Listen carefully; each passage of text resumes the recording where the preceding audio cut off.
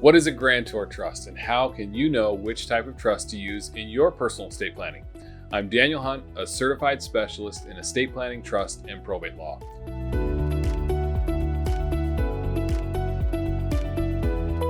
Grantor trusts are a valuable estate planning tool, with a revocable trust being the most common type. Grantor trusts offer significant possibilities for estate or gift tax savings.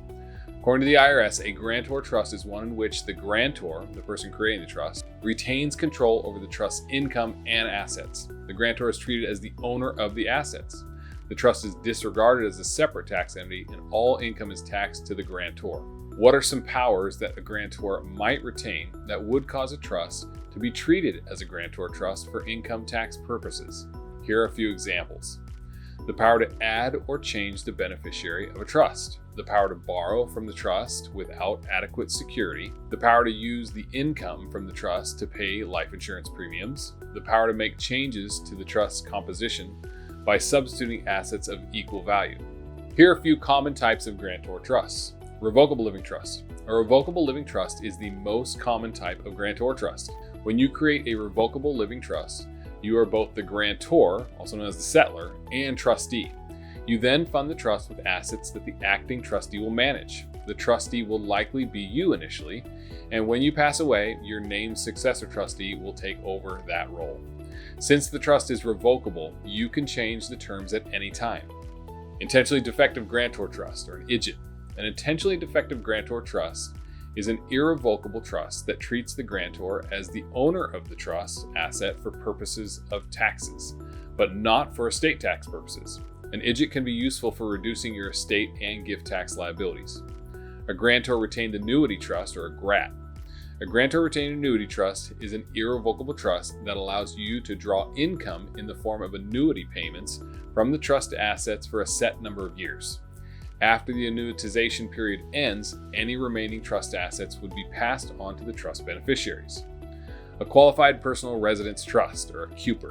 A qualified personal residence trust is an irrevocable trust into which you transfer ownership of your primary home or secondary home and exclude that value from your taxable income.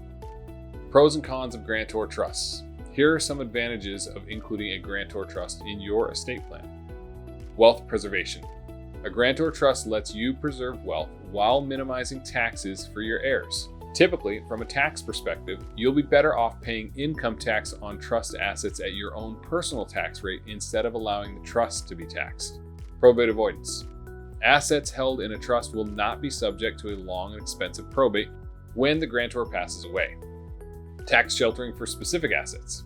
Certain types of trusts can shelter specific assets, like a home with a QPER. Protection from creditors. A grantor trust can protect assets against creditors in a lawsuit. Medi-Cal planning.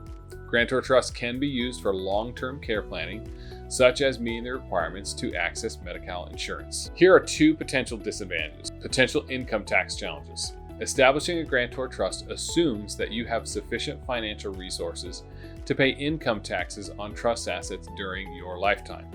If the trust asset increases in value significantly, you might run into problems at tax time if you lack sufficient cash to pay taxes. Rules can change. If the rules for grantor trusts change, they may no longer offer the same advantages. For example, legislation was proposed in 2021 that would require trust assets to be included in a person's taxable estate when they die. If this legislation is ever passed, grantor trusts may be considerably less beneficial and will decrease in popularity. Today, grantor trusts provide a wealth of benefits and play a vital role in many California estate plans. Consult an experienced estate planning attorney to see which type of trust would work best for you. If you have any questions about this topic, please feel free to contact our law firm. Thanks.